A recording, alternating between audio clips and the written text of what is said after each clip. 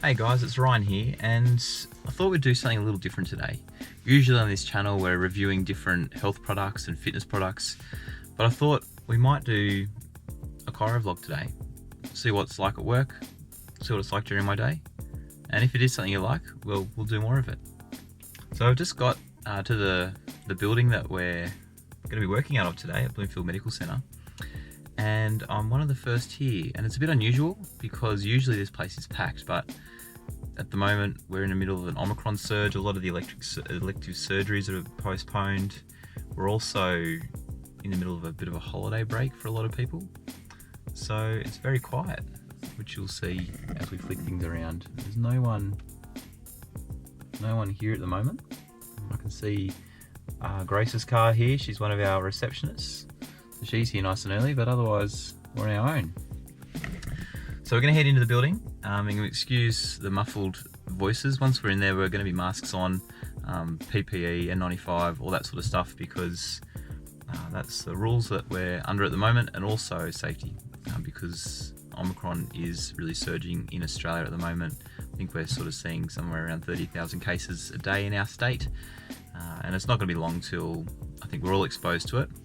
But of course, if we are asymptomatic, we don't want to spread it inadvertently either. So I'll be popping my mask on in just a moment, and then we'll get into it.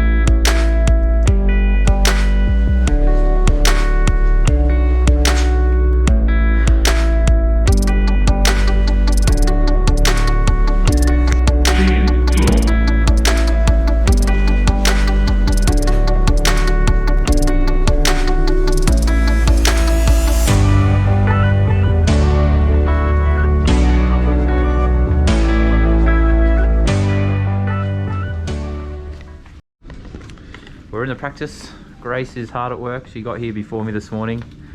She's been in Dubbo all week helping out their practice as a superstar. It hasn't been an easy time, but I bet you're glad you're back. Yes. Yeah, awesome.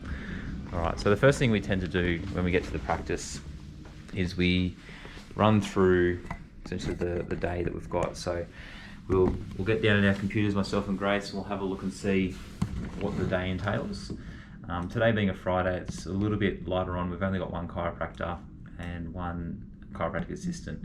Usually we've got 2 chiros and 3 chiropractic assistants, but because it's just me, we can get away with one person who can manage both the front desk side of things as well as the technical side with scans, exercises and the like.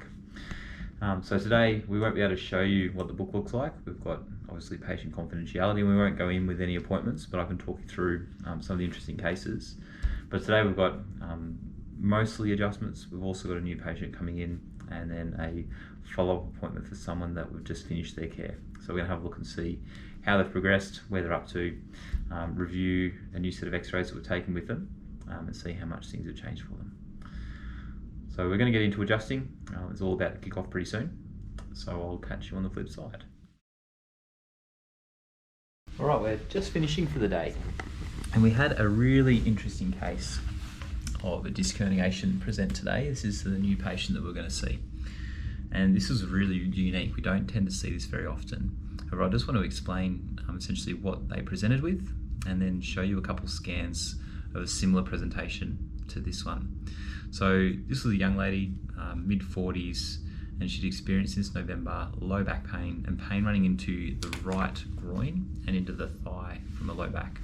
So she first noticed it in November when she was picking up her grandkids, and there was a bit of a twinge in her low back, not much pain in the leg, subsided over the next couple of weeks, and then at Christmas time she went to pick up a basket, and then bam, happened. She got excruciating pain, pain in the thigh, pain in the groin. She's at a 10 out of 10 pain at this stage. So she tried Panadine Forte and a few different things. Didn't really knock much of the pain off. She tried some massage, tried another chiropractor, and unfortunately she wasn't getting much relief. So she was referred to us to have a look at and assess her. So we've just done her exam, and we found from the symptoms she had and then the testing we did that it's likely that she's suffering from a bulging disc in the upper lumbar area, probably around L2-3. We saw a similar case to this late last year, and I just want to show you what goes on when this happens. So if you're someone that's experienced low back pain or this similar sort of symptom, you can see what we look for. So to give you an idea of what a disc looks like, I'm going to give you a drawing. Actually, let's even use the spine here. We've got all these vertebrae, these white things through the spine. These are the bones of the spine. They're like the suit of armor for these nerves. And then these spaces between them, these are discs. They're like small hydraulic water cushions.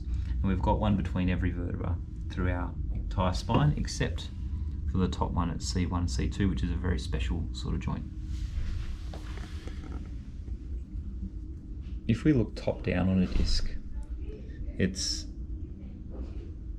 almost like a kidney shape, particularly in the lumbar spine, and it's got a soft nuclear center, and then we've also got multiple rings of type of cartilage called fibrocartilage, about 15 to 20, in a ring-like fashion around that area. And with different injuries and age, even some genetic factors, we can have changes to this internal matrix of the disc. So this soft center, this nucleus, instead of it binding water powerfully and almost acting like it's inflated, tends to dry out, and we develop small little cracks through the annulus as it dries. And that can happen over many, many years through many, many injuries, and often we don't even feel that, because essentially there's no free nerve endings in this area to let us know there's a problem. Until one day we develop enough of these that we get a small fissure growing through it, and then just one more annulus has a small tear in it, and bam, we have an alert nervous system to know that there's a problem there. And so I think for this lady that we're looking after, that was probably what happened in November. And unfortunately, it hadn't healed, and then December came around and she lifted up that basket and she breached that next layer of the annulus, and we have then a rush of inflammation. Then what can happen is this migrates through this fissure, and we start to see it start to migrate, and we call that a protrusion. Now, there's different ways we grade these protrusions into herniations and sequestrations, just depending on the size and the shape of them. But for this interesting case, this is probably the most common area it comes out at the posterolateral side of things.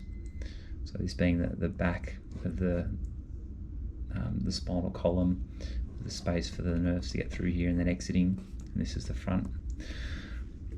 For this person, it actually breached out right out to the side here, a very far lateral protrusion. So I've got an MRI here that I'll show you what that looks like, and it's not a common area, so it can be diagnostically challenging to figure this out.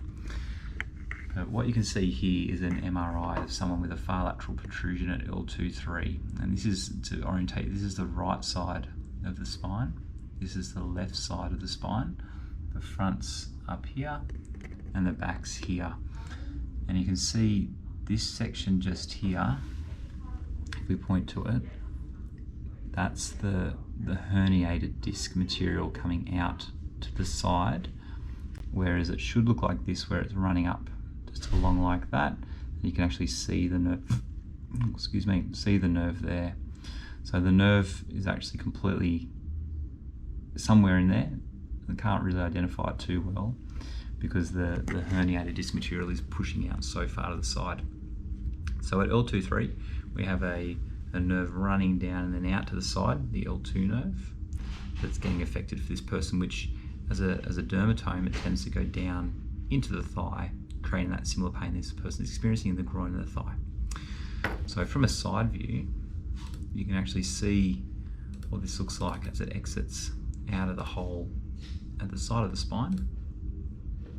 So we can see here on another L2-3 herniation. So we've got the sacrum, L5, 4, 3, and 2. And you'll notice how a lot of these spaces here, these are where the nerves exit. They're all black. This one's not. So yeah, we've got some work cut out for us for this person. It does get better, it does heal. And interestingly, the bigger the protrusion or herniation, or even if it's a sequestration where the disc material has actually left I guess it's not attached to the disc anymore, they actually heal better the bigger they are. So I've got some good hope for this person. That scan that we just showed you before, that example, that resolved for that person too. So just a matter of time. Sometimes takes 6 to 12 months to completely go, but the outcomes are pretty good. All right, well, it looks like we're finishing up for the day. I've just farewelled Grace. She's going home, and I've got a couple of reports to write. So I'm going to write a letter to that person's doctor just to let them know what's going on.